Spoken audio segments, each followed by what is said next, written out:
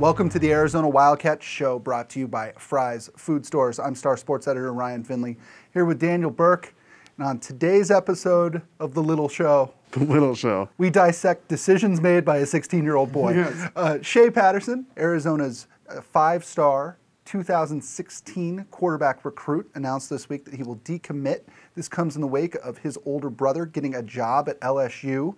What does this mean for the Wildcats, short-term and long-term, and do they still have a chance with this guy, class of 2016, still just 16 years old? Yeah, I think, they hope they still have a chance with him, and they'll continue to recruit him, but I don't think they have much of a chance with him. I think, at this point, it looks like he's headed to the SEC or a similar program of, that type of prominence. So in the short term, I think it means that they're going to have to kind of change the way they were looking at their 2016 board. And maybe 2015, because they don't have a quarterback in this 19-man class so far. And then long term, I think there's less of a concern because I think that you think that you'll be able to find guys. But certainly, it wasn't a huge surprise after he left, after his brother left last week. But it's disappointing news no matter when you get it. Sure, Shea Patterson though was pretty much more of a drop back quarterback, right? I mean, sort of a pro style, prototypical guy, tall kid, right? Mm-hmm. That really doesn't mesh with the kinds of quarterbacks Rich Rodriguez has had at this point anyway. In a way, is this a better fit for the kid and maybe a better fit for the university? I think it's too early to know that. I mean, like you said, we're talking about a 16-year-old guy who still has 2 more seasons of high school football left and will still evolve and change as a quarterback as his body continues to change. So, no, I don't think it's hard to spin this as a positive for Arizona. Maybe for the kid, he can go play in a more traditional offense as he's gotten bigger. But the one thing that I think Rich Rodriguez sells to recruits and is noticeable is that he can adapt to any type of quarterback. Certainly Matt Scott wasn't the type of quarterback that he had prior in his career, and he made that work. So I think if you would have given him a 5-star quarterback, whether he's a drop-back guy or not, they could have done good things together is what Rich is thinking. And so I think it would have been a big deal to get him here. You want to feel old? Sure. This guy was born in the wake of Arizona's Holiday Bowl win over Nebraska in 1998.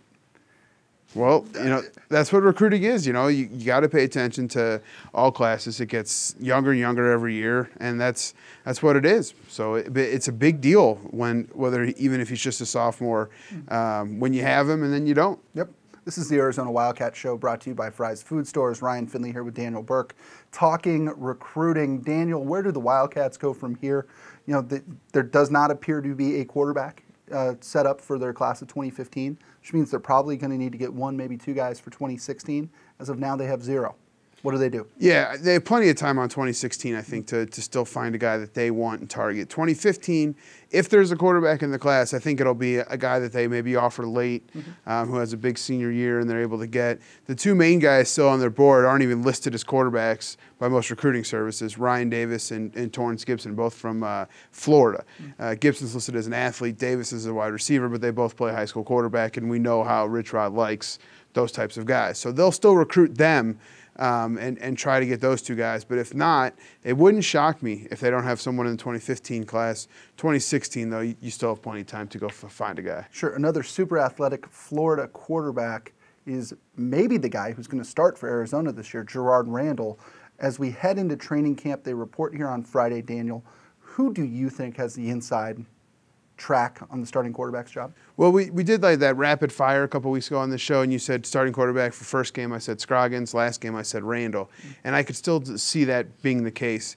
I think Randall has really worked himself into the coach's favor this summer, showing them the things that they want to see. And you could just tell the way that Rodriguez talked about him compared to the other guys last week that he's excited about him. So Scroggins might still have the tiniest of edges because he's a little more familiar with the offense and he had a good spring. But the guy that I think I'm high on as we enter camp because of what I've heard and everything is Randall. And I think he could be the guy that ends up being their guy. But this is a huge 4 weeks for him. Mm-hmm. Because I had no life, I watched some highlights of him today. Now, you don't know when you watch a kid's high school video highlights if he's playing Mater Day or Little Sisters of the Poor. You just don't know. Yeah. But my Lord, that guy can run. Yeah, he can run, and he's got the strongest arm of everyone, on board too. So as we have said, he's the closest thing to a Denard Robinson, Pat White that Rich Rod's had here. He's a super athletic guy who can make plays with his feet and with his arm, and I think that he offers the most. So that's why they're hoping he's the guy, and they'd get 2 years out of him. Awesome. Okay, let's wrap up here. The first of what promises to be, 785 videos talking about Arizona's quarterback situation. Yeah. For Daniel Burke, I'm Ryan Finley. This is the Arizona Wildcat Show, brought to you by Fry's Food Stores. We'll see you next time. Try this matchup. Low prices and faster checkout. You can count on it at Fry's.